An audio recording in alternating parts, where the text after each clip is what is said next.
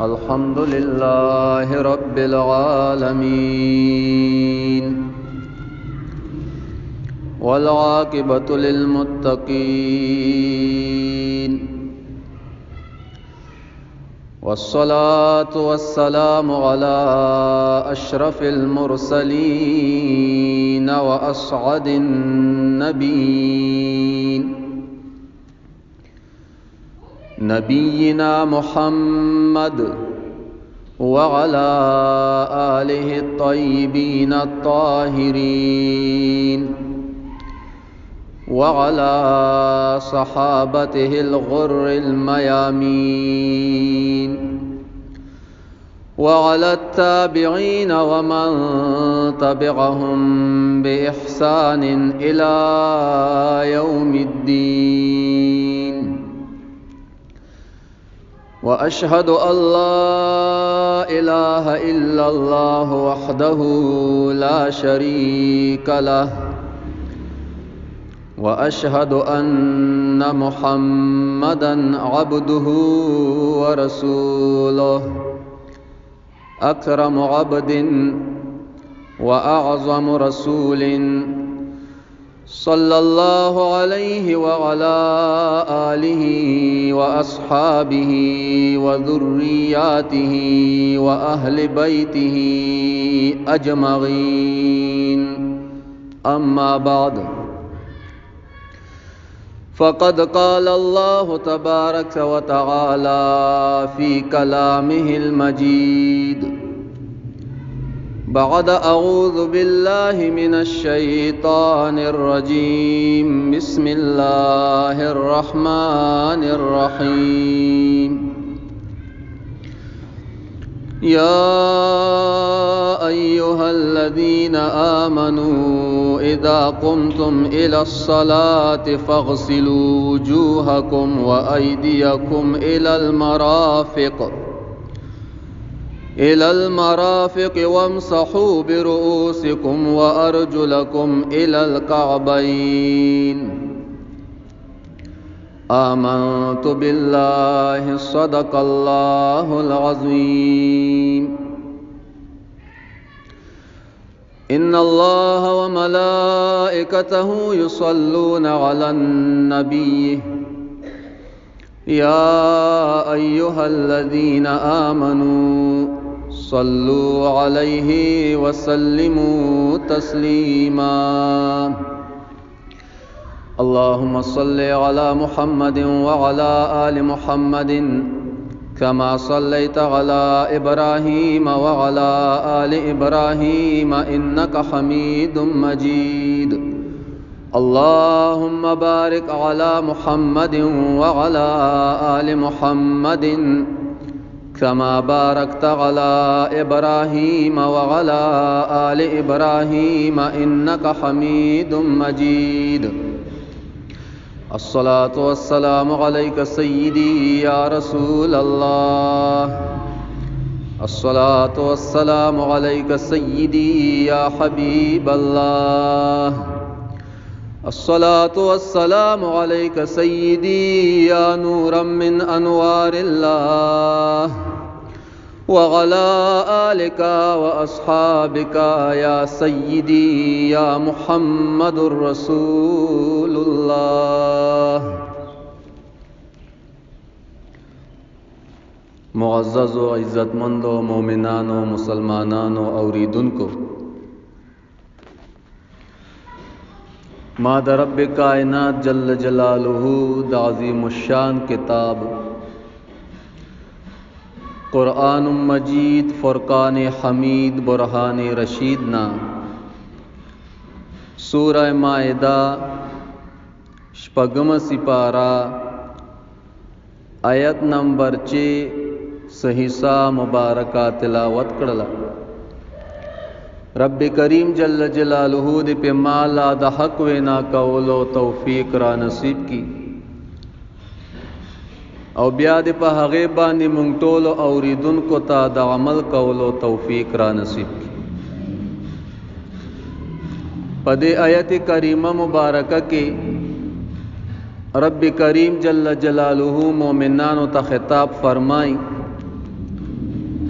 یا ایها الذین آمنوا اے هغه کسانو چې تاسو یقین کړی دی په ذات او تعلیمات د محمد عربي صلی الله علیه و آله وسلم باندې اذا قمتم الى الصلاة هر کله چې تاسو مانځه ته پورته شئ اراده وکئ پاره د مانځه فاغسلوا وجوهکم رب فرمای نو خپل مخونه اوینځئ و ایدیکم الی المرافق او خپل لاسونه اوینځئ سرا د سنگلو وامسحوا برؤوسکم او خپل سرونو باندې مسح وکئ و ارجلکم الی الکعبین او خپل خپې سره د ګیټو اوینځئ په دې آیت مبارک کې د اودس څلور فرض بیان شوي دي مخ وینځل لاسونه وینځل سره د سنگلو او د څلورمه حصہ د خپل سر مسح کول او سره د ګیټو خپل خپې وینځل بیا مخ وینځل به څنګه کې دا په چار اندام کې فرض دي او فرض څه وای فرض هغه ته وای چې هغه په دلیل یقیني سره ثابت وي او په هغه کې د چا شک نه وي شبهه پکې د چا نه وي د هیڅ چا اختلاف پکې نه وي دلیل یقیني وي قرآن مجید باندې ثابت شي وي چې د هغه په کولو کې ثواب دی او په نه کولو کې انسان ته بیا عذاب ملاويږي او د هغه نه منکر هغه ته بیا کافر ویلې کیږي دغه ته ویلې شي فرض نو دا څلور اندامونه دا په چار اندام کې فرض دي لومبه مخ وینځل دي په فرضو کې نو مخ چې انسان وینځي نو دا به د تندي د کم ځای نه چې وخت شروع کیږي د هغه تنواخله لاندې دي زینې پورې اخر کم ځای کې چې د زینې دا اخر وي او د یو غوږ نواله تربل غوږه پورې په دې پمینس کې چې دا سونه مخ دی دا ټول مخ وینځل د ښځې او د سړي د پاره دا فرض دي په دویم نمبر باندې لاسونه وینځل په چار اندام کې فرض دي او هغه سره د سنگلو پورې بخپل لاسونه وینځي او کپدې کې دستنه برابر عمر زید چانه اوچ پاتې شو نو دغه چار اندام نه دی شوی بیا به د سر چار اندام کوي پدریم نمبر باندې د سر مسح کول دي او د سر مسح کول په چار اندام کې فرض دی خو د ټول سر مسح نه څلورمه حصہ د سر مسح او هغه داسې د چې انسان د خپل څلور ګوتې د لاس د تندي زینا کم زینا چې وخت شروع کیږي په هغه ته باندې بکیدي او داسې معمولی حرکت به په شا باندې ورکی دغه ته ویلې شي څلورمه حصہ د سر مسح چې هغه په چار اندام کې فرض ده او څلورم نمبر هغه خپې وینځل سره د ګیټو دا په چار اندام کې فرض دي کچرته یو انسان باندې باران اورید باران گیر ک او داسې باران په اورید چې د جامو کې چرته اوج زې پاتې نش او د بدن نه او په پلان دی او بې دی نو دغه انسان او دس اوشو او دغه انسان او دس اوشو پاکی حاصل شو او کچرته د یو نهر کې ورټوب کې پاکی وبوي پټویل کې ورټوب کې بیا هم دغه انسان او دس اوشو طهارت حاصل ش او کچرته په نجابت کې وی نو په دغه دوران کې کباران او وهلو او یا چرته اوبو کې ټوب کې په هغه کې اولام بيدو نو بیا په خلا او پوزه کې اوبو اچوي غړغړې بکي او پیزه بترخی په غسل کې بیا دغه غړغړې کول او پوزه ترخول دا بیا په غسل کې فرض دي. دغه چارندام کې فرض، باقی په چارندام کې سنت چې کوم دی هغه 14 پکې سنت دي. سنت څه ته وایي؟ سنت هغه عمل ته وایي، هغه روا کار ته وایي چې رسول الله صلی الله علیه و آله وسلم مبارک په هغه باندې دوام لرلې وي، همیشه یې کړی وي، او چرته په زندګۍ کې یو ځل یا دو ځل پرې خودي وي چې د هغه په کولو کې انسان ته ثواب ملاويږي، او په نه کولو کې انسان باندې بیا ملامتیا ده، او د هغه نه منکر هغه ته گمراه ویل شي. دغه د سنتو تعریف ته. نو په چارندام کې 14 سنت دي د رسول الله مبارک طریقہ. لومبه د هغه نه نیت کول دي، د چارندام د پاره نیت کول. دا زمون پنځ د امام ابو حنیفه رحمه الله پنځ باندې د چارندام د پاره نیت کول دا سنت دي. امام شافعی رحمه الله فرمای وې د چارندام د پاره نیت کول دا فرض دي، ولی وای هر یو عبادت بغیر د نیت نه صحیح نه ده. نو فرض مونږه اول بیان کړ چې فرض هغه ته ویل شي چې هغه په دلیل قطعی سره ثابت وي، په دلیل یقیني سره ثابت وي. نو قرآن مجید کې خدا نه دی راغلی اذا کنتم الى الصلاه فاغسلوا وجوهکم وایدیکم الى المرافق. په دغه آیت کریمه کې خدا نیت ذکر نشته ده. په حدیث مبارک کې بیا د هغه چې کم ده ذکر شته ده چې کله تاسو اراده وکئ دغه د پاره د چارندام د پاره نو خو او د سو کوي، نو دغه نیت کول د چارندام د پاره دا سنت دي، فرض نه دي. او نیت دا ده چې نیت کومه د پاره د چارندام چې زما پاکی حاصل شي،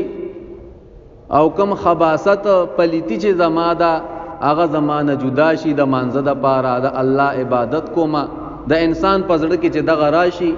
بس دا ورله کافی ده. د چارندام نیت دا سنت ته. دویم په چارندام کې چې سنت ته هغه بسم الله ویل دي، بسم الله الرحمن الرحیم، او یا داسې ویل بسم الله العظیم والحمد لله علی دین الاسلام. او که چا دغه ویل نو هم صحیح ده، په حدیث باندې عمل راغی چې انسان کله چارندام تکینی نو او بوای چې بسم الله الرحمن الرحیم. رسول الله صلی الله علیه و آله وسلم مبارک په حدیث مبارک کې فرمای وې د هغه چا او دس نه دی شوی چا چې د او دس په شورو کې بسم الله او نه ویلا،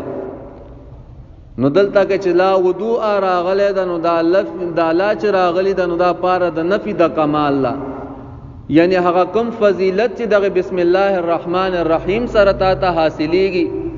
او کوم ثواب په مرتب دی نو د هغه نه به ته محروم شي. نو رسول الله مبارک فرمایي چې بسم الله او آیا چې چارندان دی پورا آداش. او دریم سنت په چارندام کې جدي هغه دواړه لاسونه سره د مړوندونو دې سره وینځل دي. خپل لاسونه به مړوندونو سره وینځي صفابه کی، او ځکه چې دا آله د طهارت ته هر کله چې تب یو شی پاکه په بل شي سره نو په دې لاسونو سره خوستا مخ پاکيږي،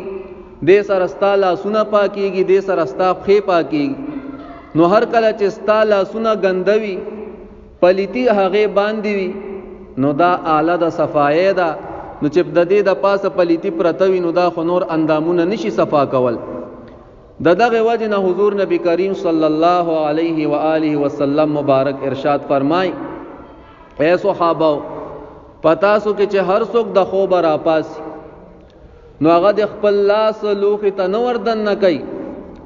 تر هغه پورې چې د خپل لاسونه د هغه نه وړاندې درې کرته ووینځي،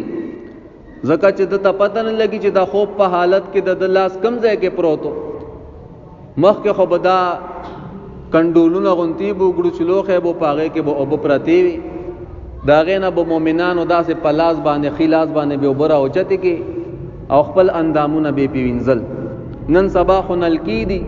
هغه دور او سیستم خو ختم ده. نو نن سبا چې تکل نلکی تکینی او چارندام کینو لا اول کې به تخپل لاسونه درې کرتی او وینځي، په چارندام نه مخ کې درې کرتی لاسونه وینځل. دا سنت د پیغمبر علیه الصلاۃ والسلام مبارک دی. سلورم سنت په چارندام کې هغه په خپل خله کې اوبه اچول دی او درې ځل مدمده. مدمده څه ته وایي؟ انسان چې خله اوبه راوالي او خله ته واچي او دا خله داسې داسې کې اوبه پکې داسې تاو راتاو کې دې ته مدمده ویلی شي. دا سنت د پیغمبر علیه الصلاۃ والسلام دی. او درې کرته به دا خله کې اوبه اچي او هر کرته به نیوي اوبه راخلي، نیوي اوبو سره به چارندام دخلې کې. او حنبلیانو سره مونږ پاتې شویو بهر ملک،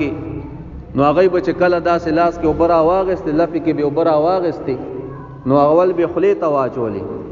نو چې کمې اوبه به پاتې شوې نو هغه به پوزې ته واچولې.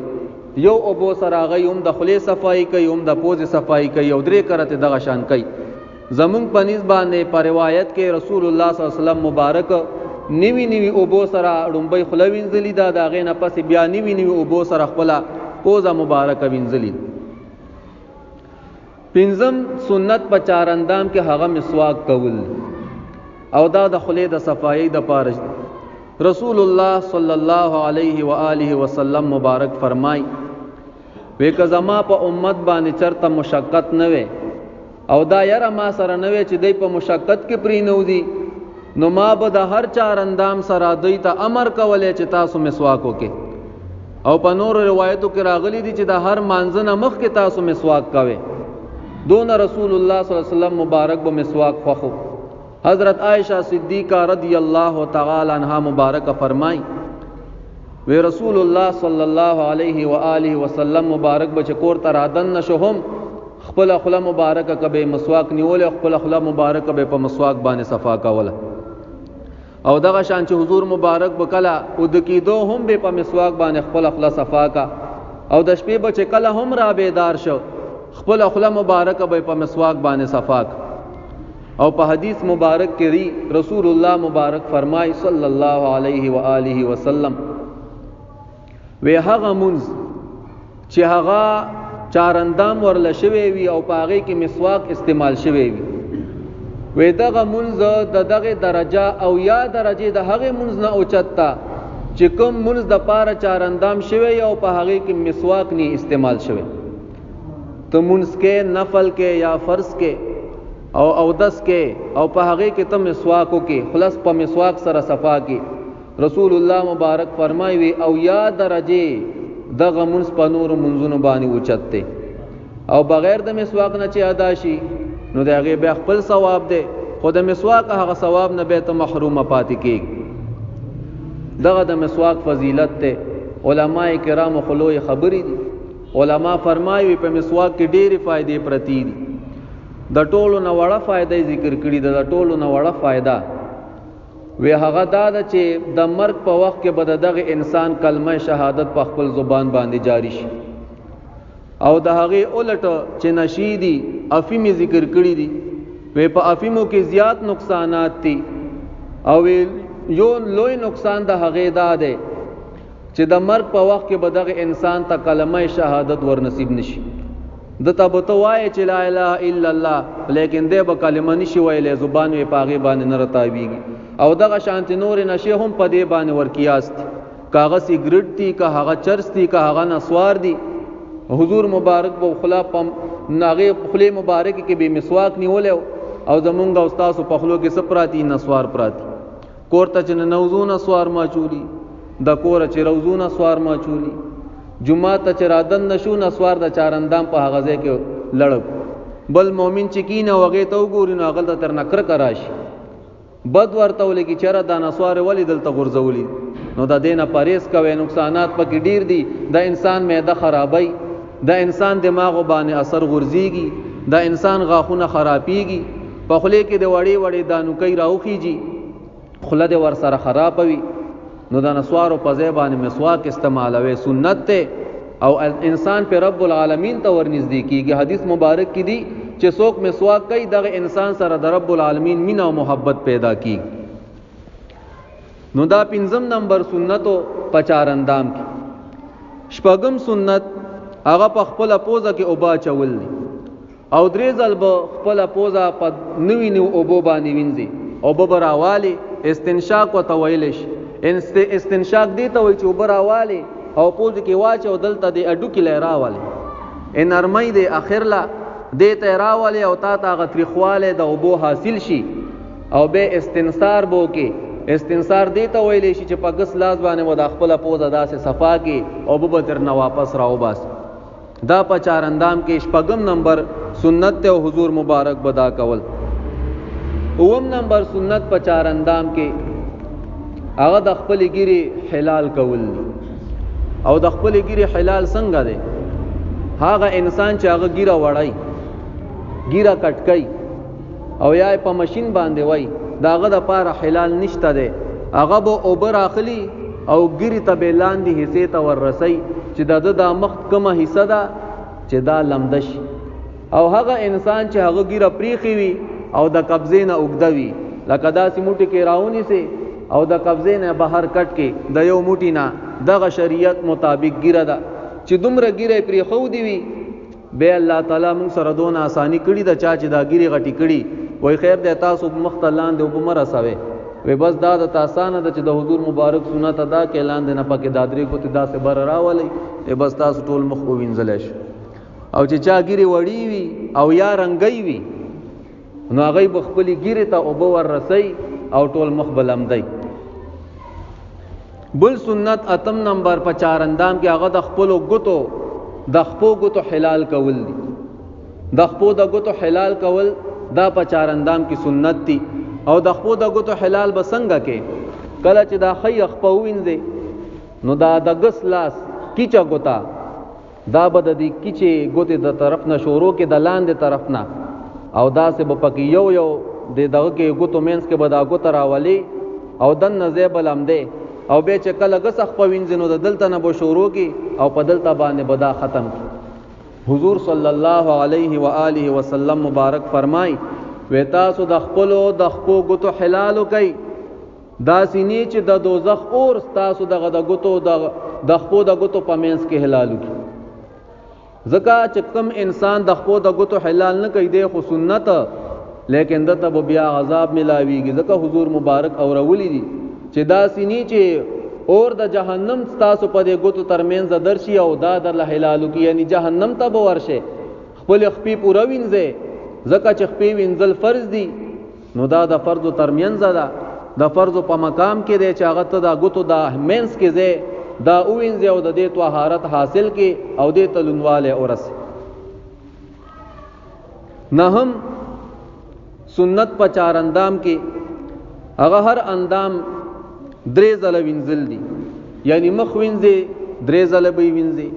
لاسونه وینځي درې کرته به وینځي خې وینځي نو دغه شان درې کرته خلا او پوزه کې چوبا چې درې کرته.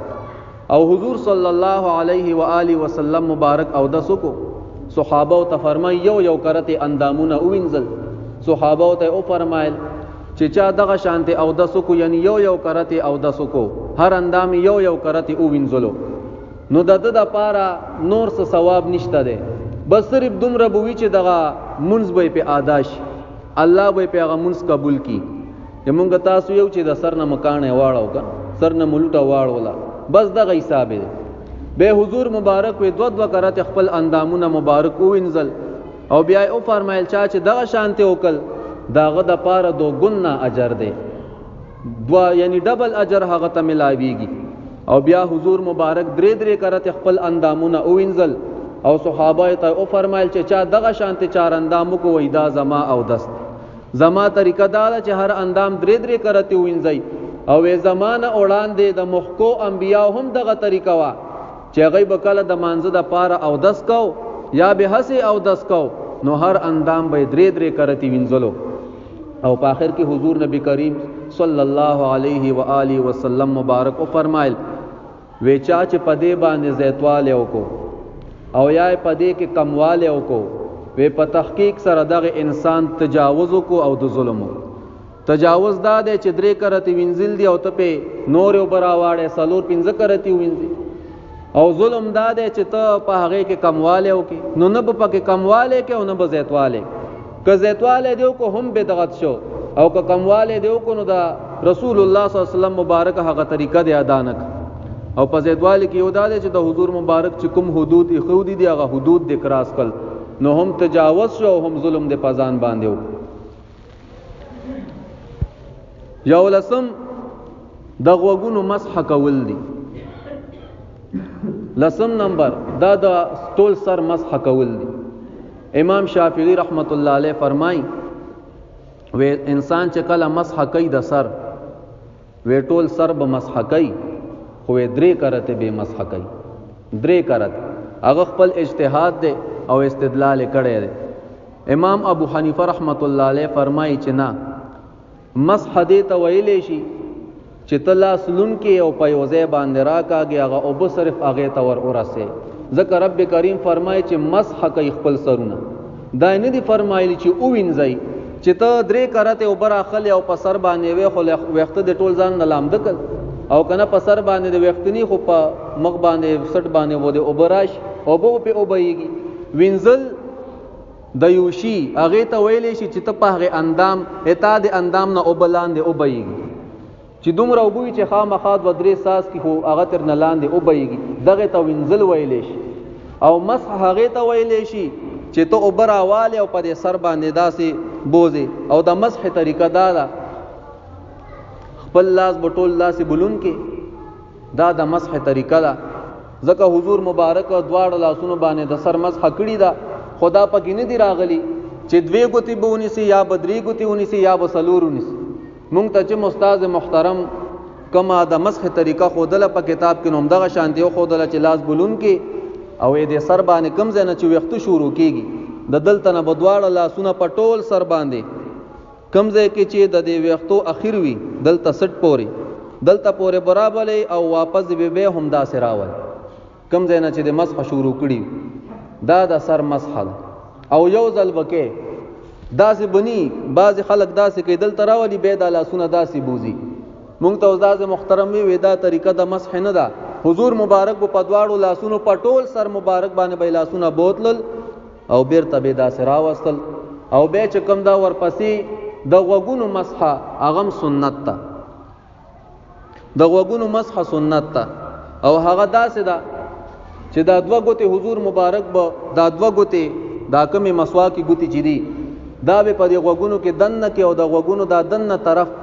دا به په دې مسواکو ګوتو باندې مسح کو او په دې کټو ګوتو مبارکو باندې به دا بهر اړه داسې دغه شانته به پیراوستو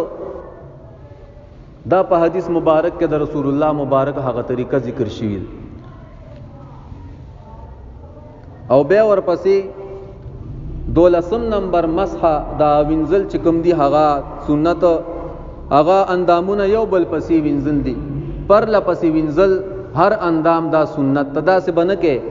چې خپدي وینځل یا د مخ وینځلو او درګه لکبار تسما چا سره میکار دی او خبر تر یاد شوا او به راشه به بل اندام وینځي نه دغه او دست به نه د شوی به د سرک یو بل پسې به وینځي او 14 نمبر په ترتیب سره وینځل دا سنت تی په 4 اندام کې امام شافعی رحمت الله علیه فرمای و دا ترتیب په 4 اندام کې وای دا فرض ده څنګه فرض ده هغه دغه قران مجید د آیت نه استدلال کوي و رب فرمای چې تاسو کلا د مانزه اراده وکي نو تاسو خپل مخونه وینځي لاسونه وینځي د سر مسو کوي خپي وینځي و وګوره و دا ترتیب پکې راغله ده مونږ وایو نه ستا خپل اجتهاد دی او کړی دی لیکن په 4 اندام کې ترتیب چې کم دی هغه سنت دی کو یو سړی دلته نو ورو دانګل یو ډن کې ورټوب کې او د په بدن باندې نور پلیتینی وی ظاهری نو دغه انسان او دس شو د په او دس کې شو بس راو دي یو مانځ ته دیودري د په او دس کې شو نو د کې خواول د خپلم دی شو کچرته ترتیب په 4 اندام کې فرض وې نو دې کو حوال د خپلم دې شوي به په بر باندې وبراله یو بو کې داسې کیناستو غپې پکې واله به راوته نو دې کو حوال د خپلم دې شوي نو به خو ترتیب په چارندام کې فرض دی ستا په نسبت باندې او فرض دی الټا کو نو لہذا تا چارندام اونش. نو امام ابو حنیفه رحمت الله علیه فرمایي وینا چارندام کې ترتیب هغه فرض نه دی بلکې سنت دی په کومه طریقې چې رسول الله مبارک کړی دی. اوس یو انسان کې نست چارندام کوي دا ول خپیو وینځلې به لاسونه وینځل به د سر مسح وکا به خلی کې وبواچولې به پیزو کې وبواچ د چارندام وشو کنه لیکن خلاف سنت کاریو یو ترتیب غلط کو کم ترتیب چې الله رب العزت په قران کریم کې بیان کړی دی سنت رسول الله مبارک په هغه طریقې باندې کړی دي او دویم چې کم دا د رسول الله مبارک هغه طریقې ګډه وډاو ظلم یو کو پزان باندې ظلم کو او بدعتي دي ځکه د رسول الله مبارک طریقې پرې خدا او بل طریقې ایجاد کا سنت په رفع کو نو یو بدعتي شو پزان ظلم کو طهارت به حاصل شو لیکن هغه سنت طریقہ پاغه باندې چې د کم ثواب مرتب هغه د حاصل نشه. بل په اودس کې مستحب دي مستحبات مستحب څه ته وایي مستحب هغه رواکار ته ویل شي چې د هغه په کولو کې ثواب وي او په نه کولو کې د هغه ګناه نه وي او سلف صالحین خو ګڼلې وي محقو علما هغه ته خو ویلي وي او دا ویلي چې او کول پکار دي په دې باندې انسان ته ثواب ملاويږي. نو په چارندام کې مستحب هغه علما کرام ډیر بیان کړي دي یو څو به تر نمونګه بیان. یو مستحب په چارندام کې دا ده کله چې ته چارندام تکینی نو خپل مخ به قبله تک دا پکې مستحب. دویم پکې دا مستحب ده چې ته په داسې ځای باندې کینی چې د چارندام هغه استعمال شي او په پتا باندې دوباره ناراضي یعنی لوړ ځای باندې کینا. او دریم مستحب پکې دا ده چې ته که هر کله اندام وینځنو د خي طرف نشورو خیلا سوینځه به غسلا سوینځه په دغه طریقې باندې چارندامو ځکه حضور صلی الله علیه و آله وسلم مبارک فرمای وې د خي طرف نشورو کول په هر کار کې وې رب کائنات تډیر خوختي وې تر دې پورې چې انسان کله پیزار چي دیړم به خې پیزار واچي او به غس واچي او تر دې پورې چې هر کله دې پسر کې ګمنز وای نړم به دې خېړغ ګمنز کې او به دې غسړغ ګمنز وې رب العالمین ته دومره د خي اړخ نشورو کول وې دا خوختي. نو مستحب پکې دا ده چې انسان د خي اړخ نشورو کی. بل مستحب پکې دا ده چې هر کله ته چارندام کې او اندام وینځنو د هغه سره کلمه شهادت ویل مستحب دي اشهد ان لا اله الا الله وحده لا شريك له واشهد ان محمدا عبده ورسوله. بل مستحب په چارندام کې دا ده د سټ مسح دا په ضعیف روایت باندې ثابت ده د نورو مسلکونو والے نه کوي په پدې کې روایت ضعیف دي لیکن مونږ وایو چې ضعیف روایت خو هغه نشي پرې خودلې دا غي خلاف روایت براوړي هر کله چې دا غي خلاف روایت نشته نو په دغه باندې عمل کې لیکن مستحب به غني د سټ مسح دا مستحب ده د دې دوه کو تو باندې انسان داسي دا د سټ مسح ده مونږ اول غوګونه مسح سر مسح کو به غوګونه مسح کو به سټ مسح کو دا سه بنه کې باز خلک دا سلان د مړی پورې راولي دا سیو کی به ور پسې دا سیو کی دا پکې نشته د یو کتاب نه دی راوړي اسه ما او تا پکې د ځان نه چاندا ور چولی د سټ مسح دا چې دا د دواړو لاسونو ګوتی بدا بدا سي کې دا د سټ مسح دل دا خو مړی دا سټ خو دل ته بره دا کومې دوی پلیچی بس په دې باندې دا سه کا ستا د سټ مسح ادا شو او مستحب او هر اندام سره دعا ویل هغه مستحب دي. لاس چې وینځي الله عمل نامه په خلاص باندې راکړي ګس لاس چې وینځي خدای پاکا د ګس لاس د عمل نامه را کولو نه اوساتي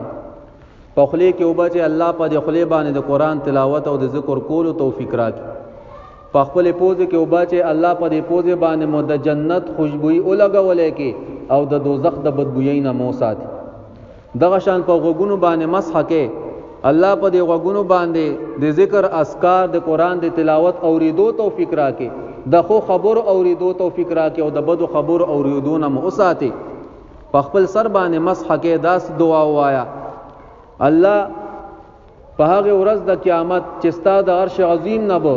دا غ سویری نه علاوه به بل سویری نیوي رب ته زمونږ د اثر د خپل د عرش عظیم د سویری لاندې راول دغه شان چې خپوینځي خدای په دې خیخ په باندې مو خیخ په چوینځنو الله په پل صراط باندې مثابت قدمی نصیب کا، پل صراط باندې مو د سترګو په پړک کې واړو لیکا او غسخ پچی وینځنو دا دعا بوې چې الله گناهونه راته معاف کا او آینده د گناهونو کول توفیق رامت. سونه خسته خسته دعاګان علماء کرامو ذکر کړي. اوس یو سړی وایي چې راځي نه منم، نو ته ممنه. دعا خو مونږ وایو په هر حال کې مستحب طریقه ده. به چې د کله چار اندام کو د هغې نه فارغ شو، نو د چار اندام نه پس بیا دعا لوستل دي او په حدیث مبارکو کې راغلی ده او مستحب ده. او هغه دعا ده اللهم اجعلني من التوابين واجعلني من المتطهرين واجعلني عبادك الصالحين الذين لا خوف عليهم ولا هم يحزنون. پښتو کې وایي ربا ما د توبه قبلونکو نه وګرځوا، هغه څوک چې د غي توبه تا قبول کړی ده د غي نه مې وګرځوا او پاکانو نه مې وګرځوا، هغه خلک چې هغه نه تا ګناهونه معاف کړی دي. او الله ما د هغه عبادتونه وګرځوا چې کوم خلکو باندې به نه يروي او نه به هغه غم زده وي. سونه خسته دعا ده چې انسان د چار اندام نه پس اوای. به او دس پدری قسمه ده، یو ته فرض ویلې شي، یو ته واجب ویلې شي او بل ته مستحب ویلې شي. د سجده تلاوت ته پاره لکه انسان په قران کې سجده وایي او هغه سجده به ادا کوي، نو د هغه د پاره او دس کول دا فرض دي. او دغه شان د جنازي منځ داغه د پاره او دس کول دا فرض دي. او هر هغه منځ چې په هغه کې رکوع او سجده وي د دغه ټولو منځونو د پاره او دس کول دا فرض دي. که انسان وای چې 2 رکعات نفل کوم هغه د پاره به او دس کوي او دس ورله شرط. دویم فرض هغه واجب ده، هر کله چې انسان د کعبه مبارک نه طواف کوي د هغه طواف ته پاره او دس کول دا واجب دي. او دریم هغه ته ویلې شي مستحب، او هغه او دس ته ویلې شي چې انسان په او دس کی وي او دس مات شوی نه وي لیکن په د باندې ټیم د منظر هغه او د هغه د پاره هغه او دس دوباره نه وکړي، دغه ته ویلې شي مستحب عمل چې انسان ته پکې ثواب ملاويږي. بیا د او دس فضائل او ثوابونه هغه څه شي دي. د او دس نه چې هر کله انسان فارغ شي او کوم او به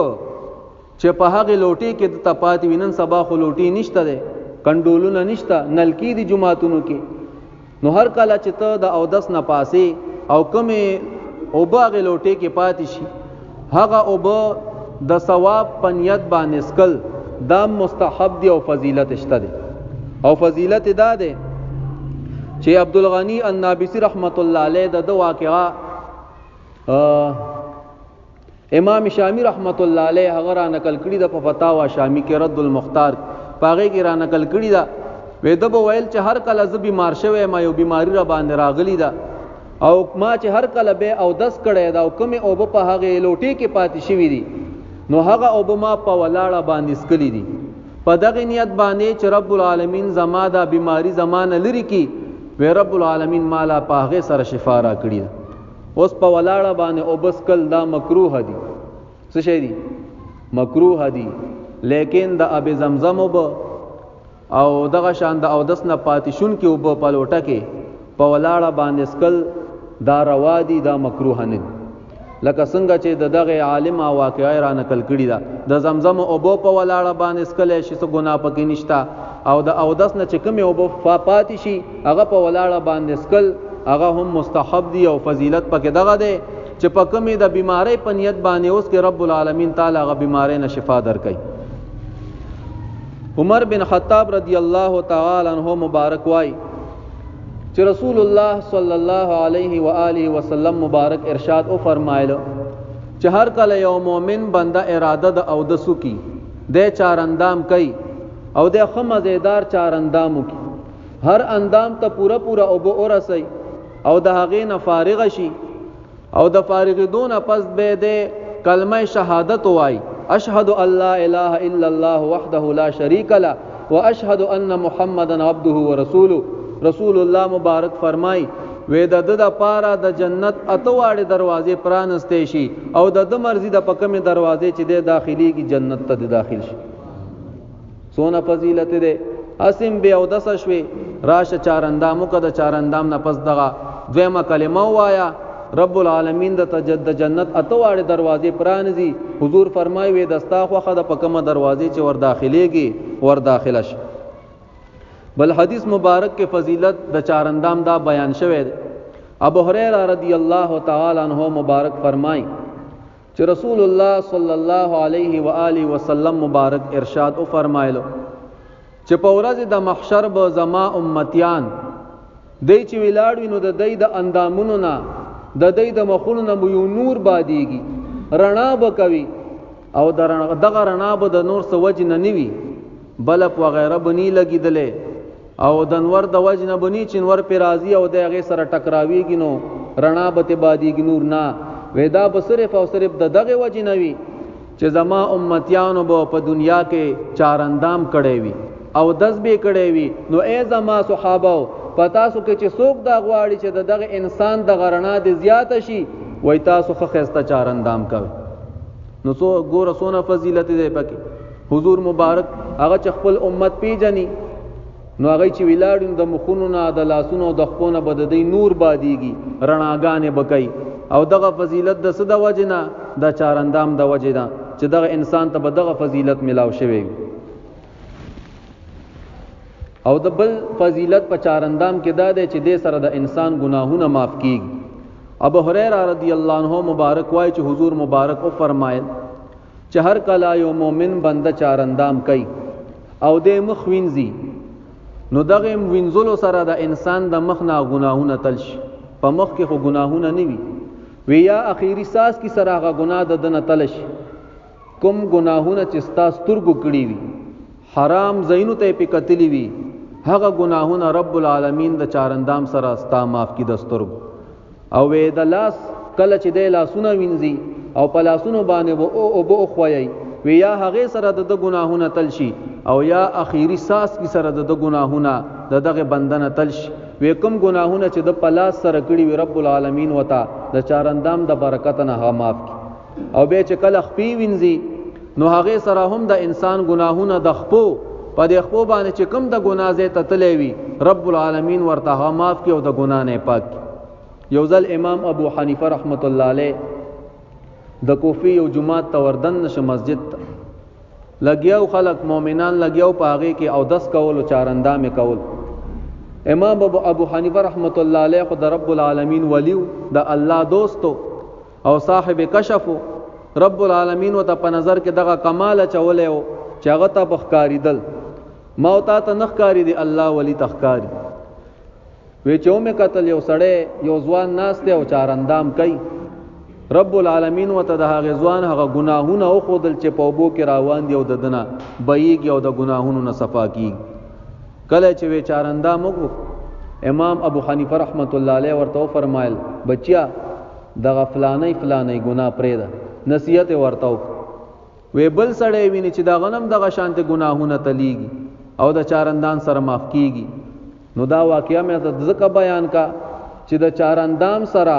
چې حضور مبارک فرمایي دې سره گناهونه د انسان نه تلیږي. حضور مبارک ته هم ښکاری دغه کشف ول رب العالمین پسترګو کې اچولې ده او د حضور مبارک امتی ته هم ښکاری چې د رب العالمین ولی وی کامل ولی وی رب العالمین هغه خپل بنده ته ورهم خای چې غایب وي. نو دغه د چارندام احکام چې هغه مو بیان کړ او دغه فضیلت مو بیان کړ چې په چارندام کې سلور فرض دي 14 پکې سنت دي او مستحبات پکې بیا علماء کرام ډیر بیان کړي. ان شاء الله تعالی پر رواني جمعه باندې بیا هغه وبچ هغه سره او دس کیږي او یا نکیږي او دس په کوم شذونو باندې ماتيږي. ان شاء الله تعالی داغه متعلق به بیان کیږي. او تاسو لږ د وخت راځي تاسو هغه ټیم لزان رسوي چې پوه شئ چې بس 15 منټه تقریر ختمي دوه تپاتی او یا سنت ولراش نو کوم احکام چې د دین نو هغه نه تاسو محروم شئ او کبه د نه چاته پوسو کو چاله کا د دې حکم څه شه دی او 10 کې دا سو سنت تی سو پکې فرض دي دا پکې مستحب دی کو سنت ته به دل نه دي نو به پمونګه باندې خلق راتاو شي چې ګوره چې تاسو وته دا نه بیانوي او مونږه د ځان سره بوز مونږه د دین نه خبر نو دغه لپاره د وخت راځي د دین د احکام او نزان خبر کوي. سنت بو پیجنې مستحبات بو پیجنې فرایض بو پیجنې رب کائنات جل جلاله دې په دې خبرو باندې اول مالا او به تاسو له عمل کولو توفیق را نصیب کی سکه مې به شی پکې زمانه شوی رب العالمین دې ما ته معفو کی ربنا تقبل منا انك انت السميع العليم وتب علينا يا مولانا انك انت التواب الرحيم